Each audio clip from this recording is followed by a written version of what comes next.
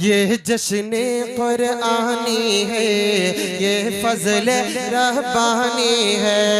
ये जश्न कुरआनी है, ये फज़ल रहबानी है।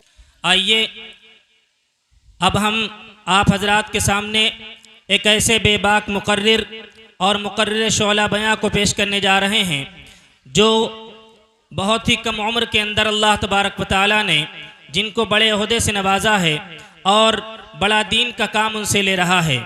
कस्बा मोहम्मदी के एक बड़े इदारे अल जामियतुल हुसैनिया खादिमुल उलूम के बानी हज़रत क़ारी सबीहुद्दीन साहब रहमतुल्लाह अलैह के नबीरे उनके नवासे जनाब हज़रत मौलाना मोहम्मद हुज़ैफ़ा साहब कासमी दामत बरकातुहुल आलिया मोहतमिम मदरसा अल जामियतुल हुसैनिया खादिमुल उलूम कस्बा मोहम्मदी हमारे दरमियान तशरीफ़ फरमा हैं। मैं बड़े ही अदब व एहतराम के साथ हज़रत वाला को इस शेर के साथ ज़हमत सुखन दे रहा हूँ कि खिताबत की दुनिया पे है हुक्मरानी, खिताबत की दुनिया पे है हुक्मरानी, दिलों को जगाती है सहरुल बयानी, फ़िदा इनकी तकरीर पर है यकीनन गुलों की तबस्सुम कली की जवानी। अल्हम्दुलिल्लाह व कफ़ा व सलामुन अला इबादिहिल्लज़ीना इस्तफ़ा अम्मा बाद फ़अऊज़ु बिल्लाहि मिनश शैतानिर रजीम बिस्मिल्लाहिर रहमानिर रहीम इन्ना हाज़ल क़ुरआन यहदी लिल्लती हिया अक़वम व युबश्शिरुल मुअमिनीना अल्लज़ीना यअमलूना अस्सालिहाति अन्न लहुम अजरन हसना। सदक़ल्लाहुल अज़ीम। मुअज़्ज़ज़ हाज़िरीन, खुसूसन स्टेज पर तशरीफ़ फरमा हमारे मुअज़्ज़ज़ और मुकर्रम उलमाए किराम इस इलाक़े के और ख़ुसूसन इस गांव के बड़े उलमा जो तशरीफ़ फरमा हैं स्टेज पर, उनके सामने बात करना और कुछ कहना, ये ऐसे लोग हैं जिन्होंने अगर सही माना में कहा जाए तो इस गांव की इल्मी बुनियाद रखी है। ये वो लोग हैं जिनके किसी न किसी ज़रिए से, किसी न किसी कुर्बानी से आज आपको सहरुआ की छोटी सी छोटी गली में, छोटे से छोटे महल्ले में, छोटे से छोटे घर में दाढ़ी टोपी और कुरान मजीद पढ़ने वाले मिले। बहरहाल वक्त का सितम है कि इनकी मौजूदगी में हमको आपके सामने कुछ कहना पड़ रहा है। दुआ करें अल्लाह तबारक व तआला इन लोगों की दुआओं की बरकत से ज़बान से कुछ ऐसी बात निकलवा दे जो हमारे लिए भी मुफीद हो और सभी के लिए जो सुनने वाले हैं उनके लिए भी मुफीद हो। आमीन। अव्वलन तो हमारे नाज़िम जलसा साहब, मैं उनसे दरख्वास्त कहूँगा, ये मेरे लिए बड़े जुल्म की बात होगी कि आप हमको मेहमान कहें, चूँकि इस बस्ती से हमारा ऐसा ताल्लुक़ है और ऐसे वक्त से है कि अगर मोहम्मदी के बाद हमको बेतकल्लुफ़ी सबसे ज़्यादा कहीं महसूस होती है तो वो इस गांव में आके होती है। माशाअल्लाह। हमारी इस गांव के साथ बड़ी यादें जुड़ी हुई हैं। इब्तिदाई कुरान मजीद सुनाने के लिए हम इसी बस्ती के अंदर आए। पहले वो सड़क वाली मस्जिद में सुनाया, फिर उसके बाद यहाँ सुनाया, और सुनाने के दरमियान किन किन चीज़ों से लुत्फ़ अंदोज़ होते रहे हैं उन सब का बयान करना भी यहाँ मुमकिन नहीं। यहीं पर तालाब के सामने पिपरमिंट पेरने की भट्टी लगा करती थी। जब तरावी सुना के आते थे तो यहीं बैठते थे, फिर पिपरमिंट उसको जलाते थे, और उसी को जलाने में एक बार पहली बार उस वक्त चश्मा लगाया था, हमारा चश्मा जल गया उसमें। इसी तरह इधर अमेठी रोड पे जो नहर जाती है उसमें जाके मच्छरदानी से मछलियाँ पकड़ा करते थे। तो ये सारे जो हमारे बचपन के यहाँ के गुजारे हुए लम्हे हैं, यहाँ तक कि हमने रात में यहाँ बाग भी बचाए हैं अल्हम्दुलिल्लाह। तो पूरी ज़िंदगी का जो मज़ा होता है, लुत्फ़ होता है, हम यहाँ ले चुके हैं और आते जाते रहते हैं, और जब भी आते हैं बहुत सुकून और बेतकल्लुफ़ी का एहसास होता है। बहरहाल मेरे मुहतरम अज़ीज़ साथियों, हमारी निस्बत भी इस बस्ती से कुरान मजीद के ताल्लुक़ से ही मजबूत हुई है।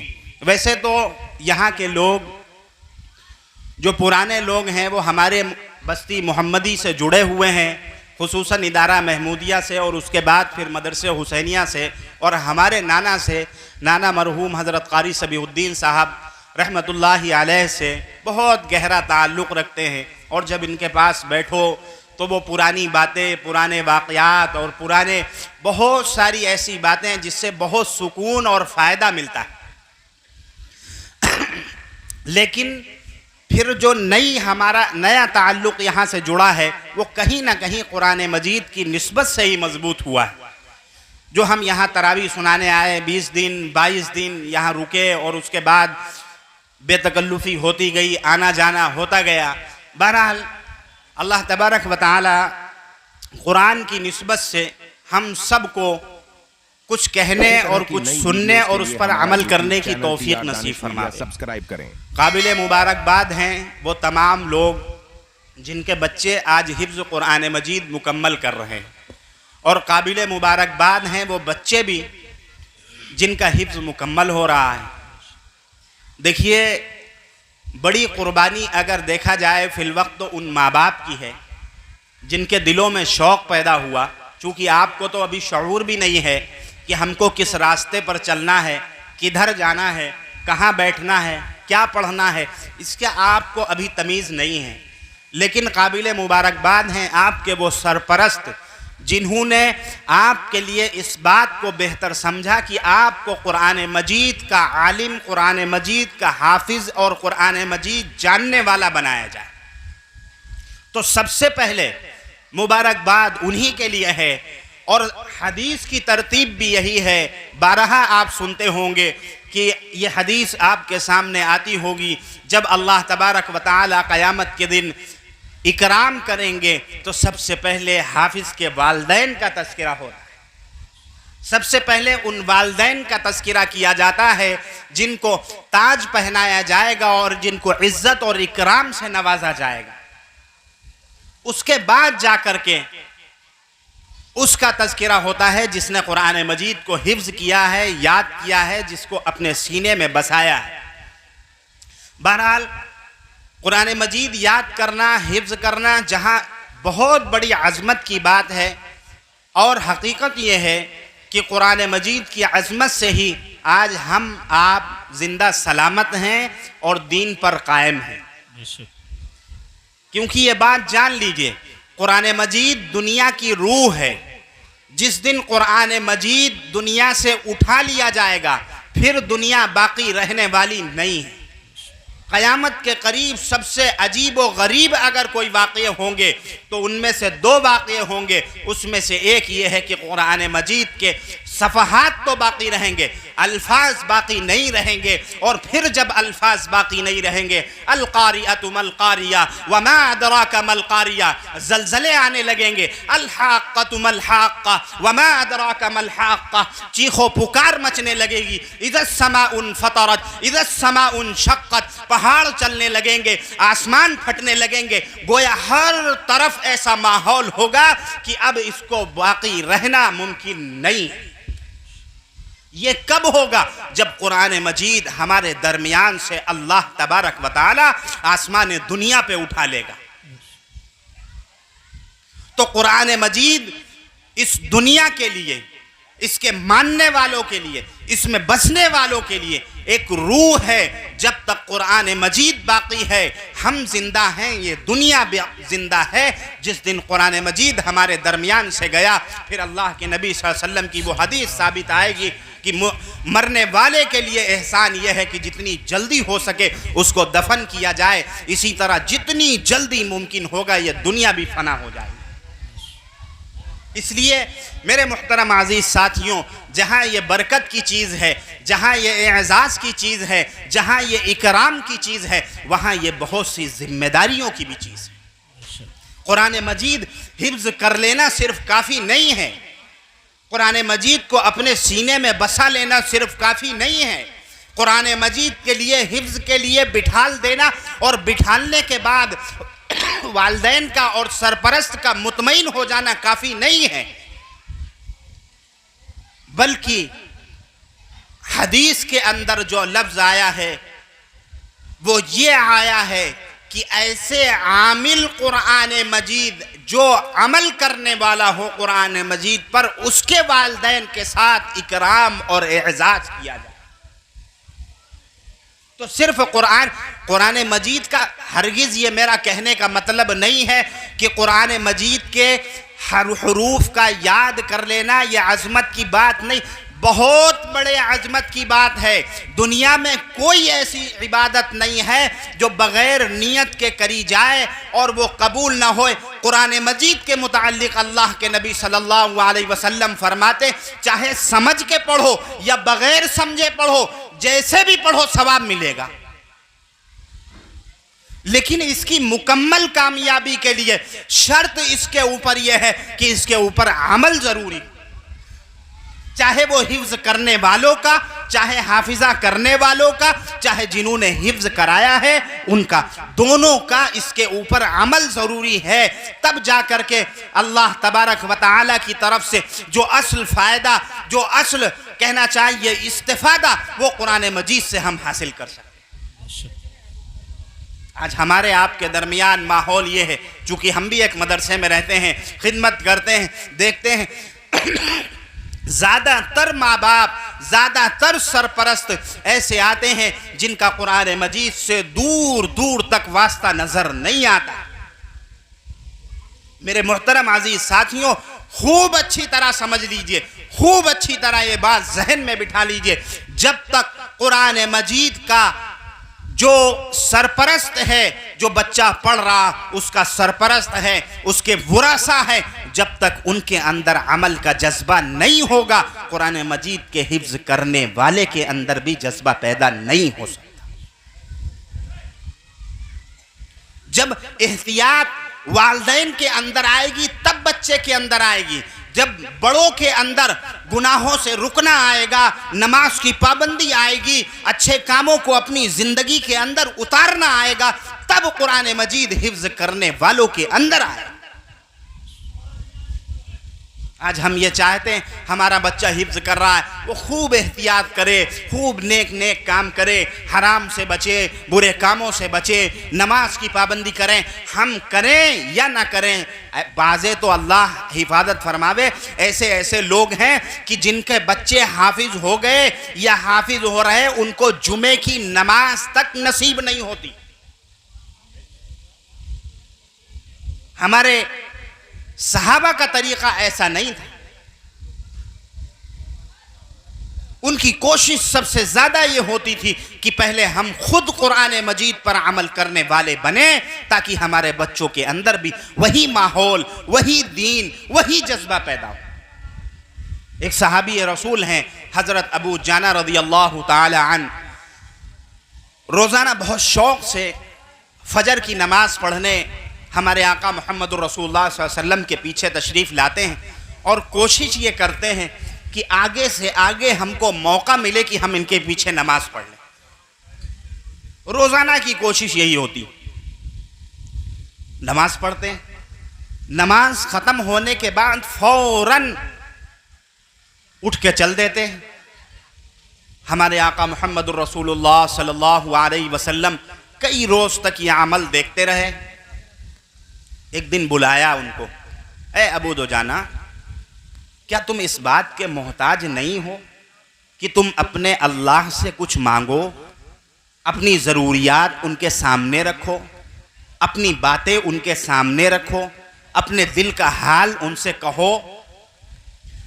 हज़रत अबू दुजाना रज़ियल्लाहु ताला अन्हु फरमाने लगे, ए मेरे आका सरवरे कौनैन, हम इस बात के मोहताज हैं कि हर वक्त अल्लाह के सामने हाथ उठाए रखें, लेकिन मेरे सामने मजबूरी ये है कि हम जब नमाज पढ़ने आते हैं, उसके बाद जैसे ही हमको घर जाना इसलिए ज़रूरी होता है कि हमसे मिला हुआ एक यहूदी का मकान है और उसके दरख्त की एक शाख हमारे घर में लटकती है, और अगर हम जाने में देर करेंगे और हमारे भूखे प्यासे बच्चे वो बेदार होंगे, और बेदार होने के बाद उस यहूदी के फल को अपने घरों में देखेंगे तो बग़ैर तहक़ीक़ उसको खाना शुरू कर देंगे। या अल्लाह के नबी, क़यामत के दिन ऐसा ना हो कि उन मेरे मासूम बच्चों की वजह से अल्लाह के सामने जब मंजर लगा हो, जब अल्लाह के सामने अदालत लगी हो, तो ये कहा जाए अबू दुजाना चोरी करने वाला, नऊज़ुबिल्लाह का। ये तरबियत है माँ बाप की, ये बचाना है अपने बच्चों को गुनाहों से और बुरी बातों से। इतनी फिक्र है उनके अंदर कि खुदा ना खास्ता, हालांकि वो मासूम बच्चे हैं, वो मासूम बच्चे हैं, अगर बेख्याली में खा भी ले तो उनसे कोई पूछना गछना नहीं है, लेकिन फिर भी इस कदर फिक्र है। जब उस यहूद को इस वाक़ये का पता चला तो पूरे ख़ानदान समेत अल्लाह के नबी सल्लल्लाहु अलैहि वसल्लम की खिदमत में हाजिर हुआ। ए आका, जब आपके सहाबा ऐसे हैं, उनकी तालीमात ये हैं, तो क्यों ना हम भी कलमा ला इलाहा इल्लल्लाह मुहम्मदुर रसूलुल्लाह पढ़कर आपकी सफ में शामिल। ये तरीक़ा है हमारे आका।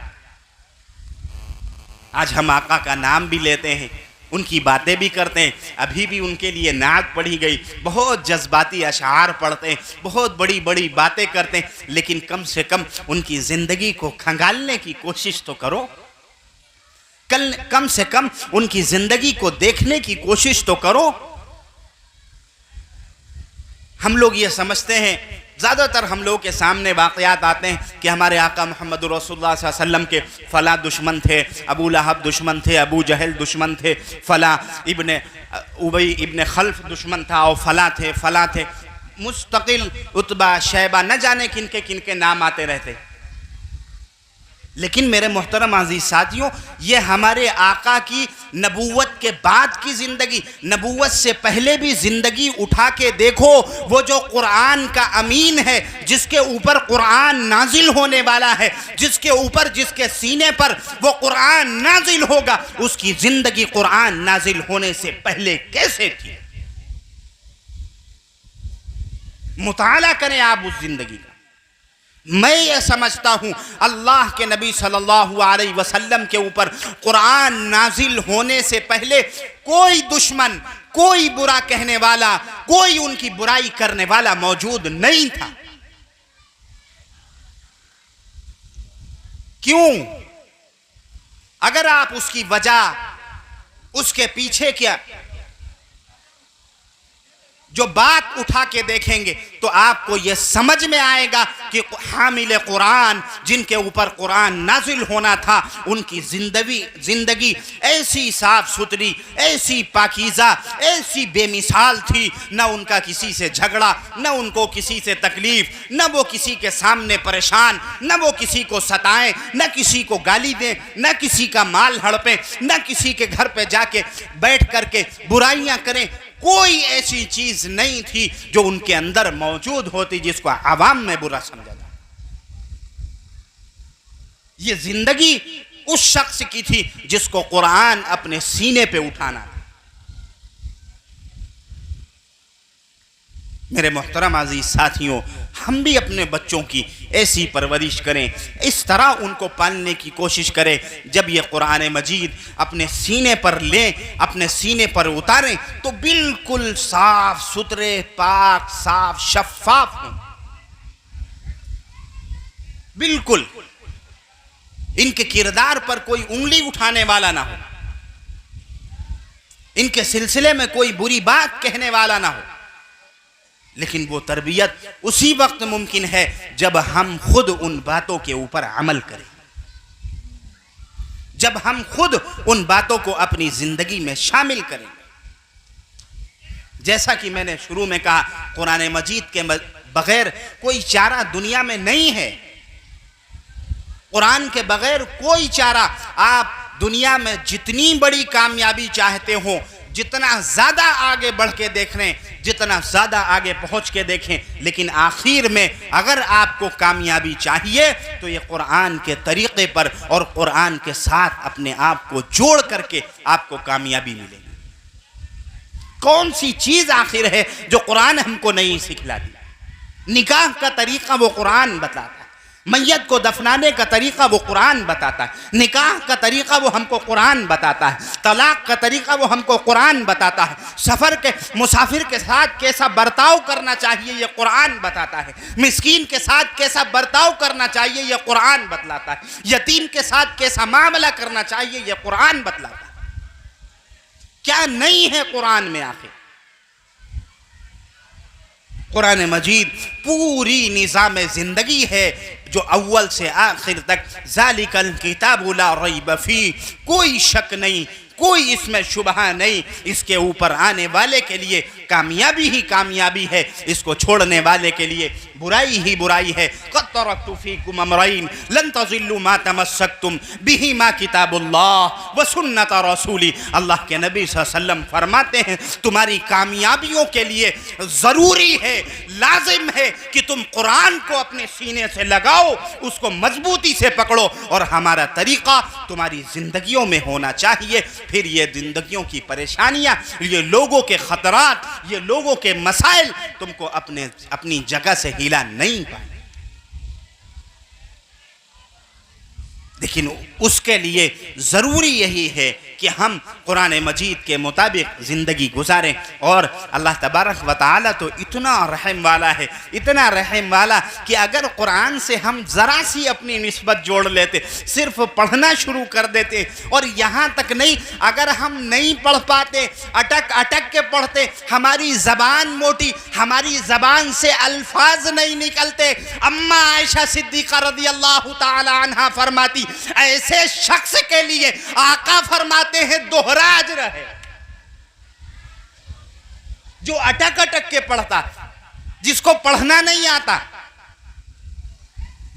ये करम है हमारे आका का कि सिर्फ पढ़ने पर, सिर्फ जबान से, चाहे उसके माना को समझ पाए न समझ पाए, उसके मतलब को समझ पाए न समझ पाए, जबान से निकाल दे तो उसकी बरकत इतनी ज़्यादा है कि अल्लाह तबारक व तआला हमको दोहरा अज्र देता है और न जाने फिर आगे कितना अज्र देता चला।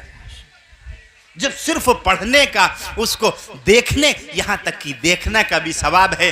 जो नहीं बोल सकते या जिनको नहीं पढ़ना आता, अगर उंगली रख के उसके हरूफ को हाथों से दोहराएंगे, उसको चूमेंगे, उसको अपनी आंखों से लगाएंगे तो भी अल्लाह सवाब आता है। कोई इतनी बाबरकत किताब है, कोई इससे ज़्यादा बाबरकत कलाम क्यों ना हो मेरे मुहतरम अजीज साथियों, क्यों ना हो दुनिया की सबसे बेहतरीन ज़बान में नाजिल होने वाली, सबसे फसाहत, सबसे बलागत वाली ज़बान और सबसे बलागत वाली लुगत में अगर नाजिल हुआ है तो वो कुरान मजीद नाजिल, सबसे बेहतर, सबसे मुकर्रम फरिश्ते के ज़रिए से नाजिल हुआ, सबसे बेहतर, सबसे ज़्यादा अच्छे दिनों यानी रमज़ानुल मुबारक शरीफ में नाजिल हुआ, और उसके बाद सबसे ज़्यादा अशरफ, अल्लाह के बाद दुनिया में अगर कोई सबसे मोतबर,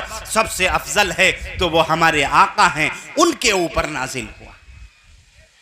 जब इतनी बरकतें, इतनी अफजलियत साबित है तो अगर हम इसको सीने से लगा लेंगे तो हम अफजल नहीं हो जाएंगे? हम सीने से लगा लेंगे तो हम अफजल नहीं हो जाएंगे? गाड़ी निकलती है नेताजी की, विधायक साहब की, एमपी साहब की, प्रधान साहब की, तो उस गाड़ी में जो जो बैठा होता है सबको इज्जत की नज़र से देखा जाता है। अच्छा, प्रधान के साथ जा रहे हैं, पीछे पहुए वाले के लिए हमारा YouTube अच्छा नेताजी के साथ है, इसका मतलब ऊपर तक पहुंचे। अच्छा, पुलिस वाले के साथ, अच्छा पौआ अच्छा है। जब दुनिया के इन लोगों के साथ निस्बत जोड़ने की वजह से हमारी इज्जत और इकराम बढ़ जाती है, तो अगर कुरान मजीद के साथ हम अपना वास्ता, अपने आप को जोड़ लेंगे, अपना रास्ता कुरान मजीद को बना लेंगे, तो क्या हमारी इज्जत नहीं मिलेगी? आज दुनिया के कुछ बद अखलाक, बद किरदार लोग सबसे बदतरीन लोग इस सफ़े हस्ती पर हमारे आका मुहम्मदुर रसूलुल्लाह सल्लल्लाहु अलैहि वसल्लम की शान में गुस्ताखी कर रहे हैं। हम यकीन के साथ इस बात को कह सकते हैं कि अगर हमने कुरानी तालीम को उनके पास सही ढंग से पहुंचाया होता तो उनकी ज़बान गूंगी हो जाती, उनकी ज़बान से ऐसा कोई अल्फाज निकल ही नहीं सकता।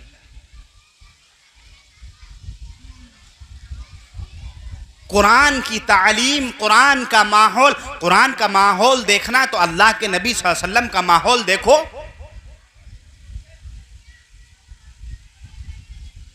कुरान की अगर बरकतें देखना तो अल्लाह के नबी सल्लल्लाहु अलैहि वसल्लम और उनके सहाबा की जिंदगी में देखो।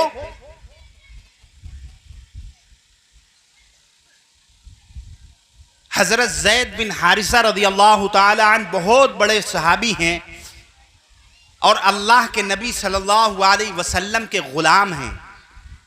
ज़रा गौर से सुनो कि कुरानी माहौल में आका के साथ ज़िंदगी गुजारने के बाद इंसान कैसा दुनिया और दुनिया की चीज़ों से और दुनिया के रिश्तों से गाफिल होता है, इसकी कोई मिसाल नहीं मिलती। हज़रत ज़ैद बिन हारिसा रज़ियल्लाहु ताला अन्हु बहुत मशहूर सहाबी हैं। अल्लाह के नबी सल्लल्लाहु अलैहि वसल्लम के ग़ुलाम हैं। बाज़े लोगों ने उनको लयपालक भी कहा, मुतबन्ना भी कहा।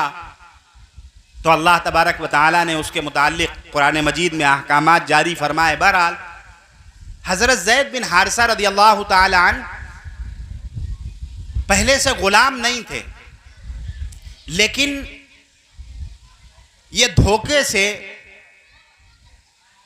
ग़ुलाम बन गए। अपनी वालदा के साथ एक सफ़र में जा रहे थे तो वहाँ पर कुछ डाकुओं ने आके हमला किया और इनको छीन के इनकी वालदा से लिए गए। ले जाने के बाद इनको बाजार में बेच दिया। जब बाजार में बेच दिया तो ये बिकते बिकाते हज़रत खदीजतुल कुबरा रज़ियल्लाहु ताला अन्हा के खलाजाद भाई के पास आ गए और उन्होंने इनको अल्लाह के नबी सल्लल्लाहु अलैहि वसल्लम की सबसे पहली ज़ौजा हज़रत खदीजतुल कुबरा रज़ियल्लाहु ताला अन्हा की खिदमत में दे दिया, हदिये में दे दिया। और हज़रत खदीजा रज़ियल्लाहु ताला अन्हा ने उनको हमारे आका मुहम्मदुर रसूलुल्लाह सल्लल्लाहु अलैहि वसल्लम के तोहफे में दे दिया। ये ज़िंदगी गुजारने लगे। अभी कम उम्री थी कि इत्तेफाक से एक दिन मक्का के बाज़ार में गए।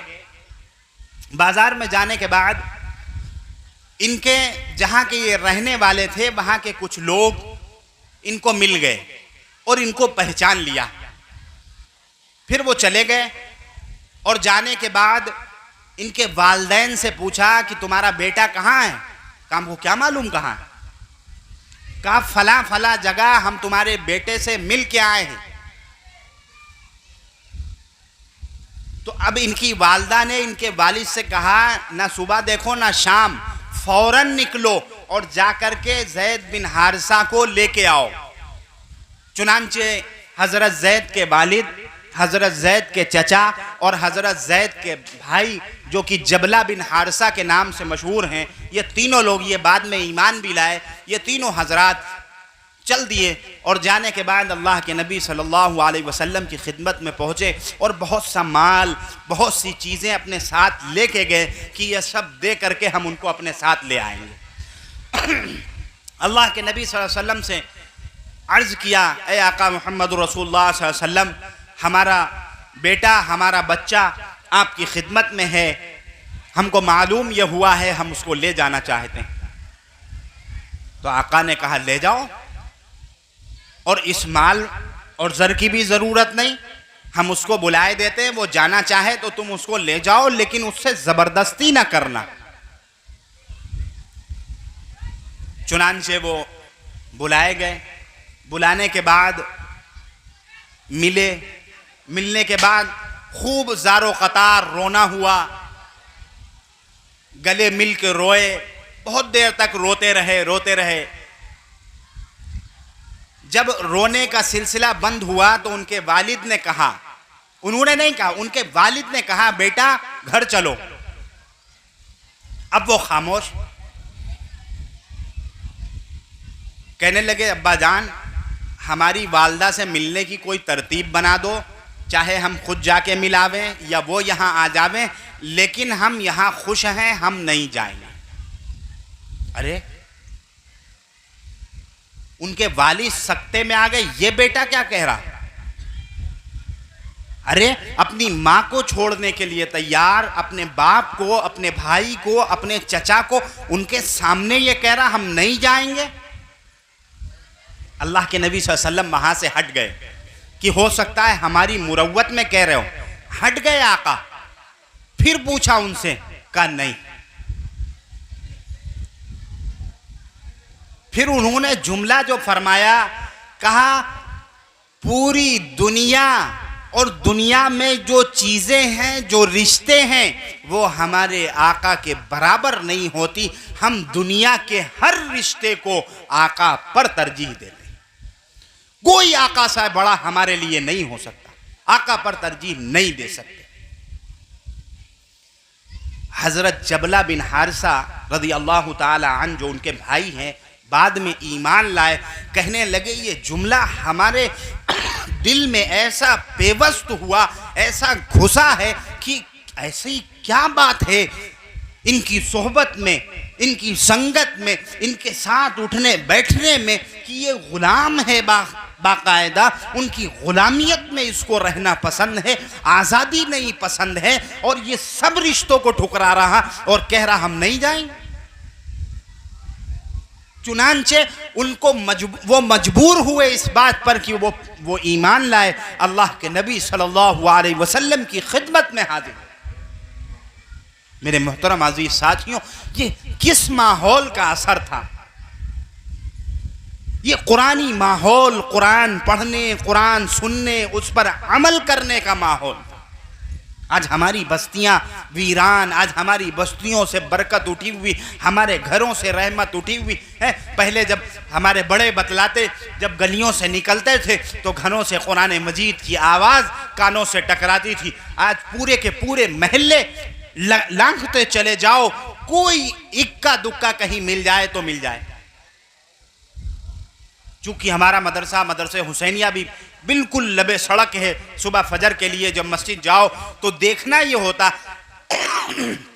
गैर मुस्लिमीन के ज़्यादातर लोग वहाँ से निकलते हैं और उनके साथ उनके बच्चे भी होते हैं, और जो उनके लिए जो उनकी मुहज़्ज़ब किताबें हैं उसमें से जो उनको पढ़ना होता है वो तेज़ तेज़ अल्फाज के साथ फजर से पहले चलते हुए और दौड़ते हुए निकलते हैं।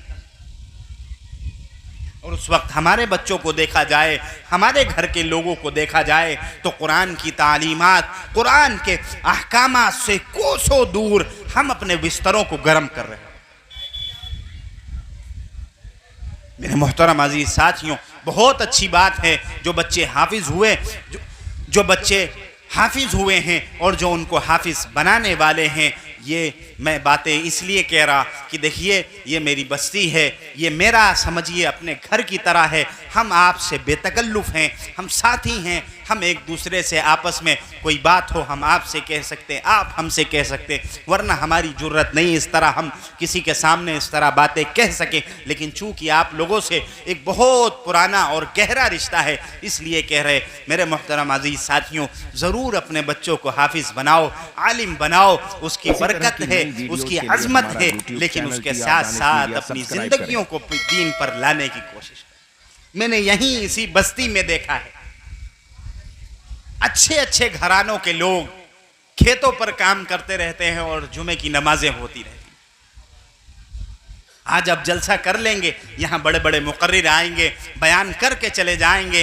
है अभी आपके सामने हज़रत मुफ्ती साहब और दूसरे बड़े इलाके के बड़े उलमा आपके सामने बयान करेंगे, चले जाएंगे, लेकिन उसका नतीजा क्या होगा ये हम भी नहीं सोच सकते, आप भी नहीं सोच सकते, जब तक हम लोग अमल करने की कोशिश नहीं करें। हमने अपने बच्चों को कुरान मजीद का हाफिज बनाया या लगाया है, इनसे ज़्यादा ये बात आप लिख के रख लें, जो हमारे मासूम बच्चे हैं जो कुरान मजीद पढ़ना शुरू कर चुके हैं, पूरी दुनिया के हस्ती में, पूरी दुनियाए हस्ती में इनसे ज़्यादा मुअज़्ज़ज़ और मुकर्रम कोई मौजूद नहीं। लोग समझेंगे, लोग देखेंगे कि फट्टी पर बैठने वाले ये जो हैं, ये जो बस्ता लटकाए जा रहे हैं, ये जो पेबंद के कपड़े पहने जा रहे हैं, इनको क्या मिलेगा? ये किसी मस्जिद में इमामत करेंगे, कुछ छोटा मोटा हदिया पाएंगे, इनकी क्या अजमत है? आप बिल्कुल इस बात को ना सोचें, आपको अजमत का अंदाजा कयामत के दिन इनकी मिलेगा। बना लो डॉक्टर, बना लो इंजीनियर, जो बनाना है वो बनाओ, लेकिन जो अजमत हाफिज कुरान को अल्लाह तबारक व तआला अता करेगा वो न डॉक्टर को मिलेगी, न इंजीनियर को मिलेगी, न किसी और कारोबारी को मिलेगी, न नेता को मिलेगी, न किसी को मिलेगी। कुरान मजीद पढ़ने वाले से तो कहा जाएगा कि ए कुरान मजीद के पढ़ने वाले आओ आगे और पढ़ो, जहां तक पढ़ते जाओगे वही तुम्हारा आखिरी दर्जा है। बुलंदियां चढ़ो, आयतें पढ़ो, आयतें तुम्हारा जीना है, जितनी तुम आयतें पढ़ते जाओगे उतने जीने चढ़ते चले जाओगे। ये आजमत कहीं और मिलेगी? लेकिन उसके लिए ज़रूरी यही है कि कुरान मजीद का जो हदीस में है, आमिल कुरान, कुरान पर अमल करने वाला हाफिज, वो उसके वालिदैन को और उसको एजाज़ व इकराम से नवाजा जाएगा। तो हम और आप कोशिश ये करें कि कुरान मजीद पढ़ाएं अपने बच्चों को, और ज़रूर पढ़ाएं। और अगर आप समझ लें कि बक़दर ज़रूरत कुरान मजीद नहीं पढ़ना कोई जानता है और वो उसको मालूम भी है, क़स्दन नहीं पढ़ रहा, तो वो गुनाहगार होगा। क्योंकि इतना इल्म का सीखना ज़रूरी है हम सभी के ऊपर, जिसके ज़रिए से हम नमाज पढ़ सकें, जिसके ज़रिए से दूसरे हम इल्मी चीज़ों को जान सकें, उतना हम सब के ऊपर ज़रूरी है। अगर कुरान मजीद के अंदर जो कुरान मजीद पढ़ा जाता है और हम नहीं पढ़ सकते, हम नहीं उसको याद कर सकते, नहीं याद कर रहे क़स्दन, तो फिर हम गुनाहगार होंगे। जहाँ उसके ऊपर सवाब है वहाँ उससे लापरवाही बरतने के ऊपर, उससे लापरवाही, उसको लापरवाही के साथ अपनी जिंदगी में न शरीक करने की वजह से उसके ऊपर पकड़ भी बहुत ज्यादा। कुरान मजीद, यही कुरान मजीद है, क़यामत के दिन कहेगा, ए अल्लाह, यही लोग थे जिन्होंने हमको छोड़ा, यही लोग थे अल्लाह जिन्होंने हमको छोड़ दिया। इसलिए हज़रत शाह बौल हक़ साहब रहमतुल्लाह अलैह फरमाया करते थे, कुरान मजीद हिफ्ज़ करना कोई मुश्किल बात नहीं है, कुरान मजीद का हाफिज़ा करना कोई मुश्किल बात नहीं, बूढ़े भी कर सकते हैं, जो बड़ी उम्र के लोग हैं कारोबार करते हैं वो भी कर सकते। ज़रूरी नहीं है कि वो अगर पढ़ाई नहीं कर सकते, अगर वो मदरसे नहीं जा सकते तो हाफिज़ नहीं बन सकते। कहने लगे, तुम अपने महल्ले के इमाम साहब से एक एक हर्फ रोज़ाना याद कर सकते हो, याद करो। 80 साल तुम्हारी उम्र है, 70 साल तुम्हारी उम्र है, 60 साल तुम्हारी उम्र है, तुम एक एक हर्फ रोजाना याद करो। एक हर्फ एक दिन में नहीं याद होता, 2 दिन में याद होता, 2 दिन में याद करो। इसी याद करने की हालत में अगर तुम अल्लाह के प्यारे हो गए, अल्लाह को प्यारे हो गए, तो क़यामत के दिन तुम हाफिज उठाए जाओ। इससे बड़ी बरकत, इससे बड़ी बात कुरान मजीद के अलावा किसी किताब के लिए, किसी चीज़ के लिए नहीं हो सकती। इसलिए मेरे मुहतरम अज़ीज़ साथियों,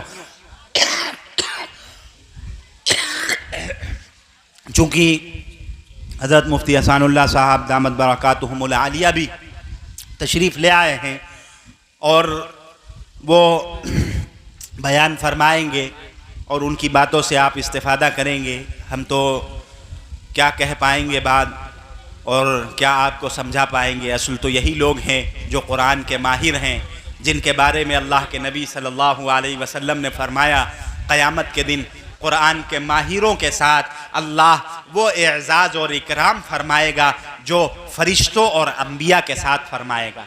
तो असल तो यही लोग हैं जो आपके सामने बयान करेंगे। बहरहाल मेरा वक्त पूरा हुआ। बस कहना यही है कि कुरान मजीद के लिए ज़रूरी है अल्लाह हम सबको तौफीक दे, हम अपने बच्चों को कुरान मजीद का हाफिज़ बनाएं, आलिम बनाएं, लेकिन उसके साथ साथ अमल ज़रूर करें। उसके साथ साथ उसके जो बातें हैं उनको अपनी ज़िंदगियों में ज़रूर शामिल करें, वरना कोई फ़ायदा नहीं होगा। हमारा बच्चा तो हाफिज़ बन जाएगा, आमिल बन जाएगा, अल्लाह करेगा, लेकिन हमारी ज़िंदगी में वीरानी रहेगी। इसलिए अल्लाह तबारक व तआला हम सबको कुरान मजीद का पढ़ने वाला, कुरान मजीद पर अमल करने वाला, कुरान मजीद की अज़मत करने वाला, कुरान मजीद से मोहब्बत करने वाला और कुरान मजीद के साथ ज़िंदगी बसर करने वाला और कुरान मजीद के साथ मरने वाला बना दे। व आखिरु दावाना अनिल हम्दुलिल्लाहि रब्बिल आलमीन। माशा अल्लाह।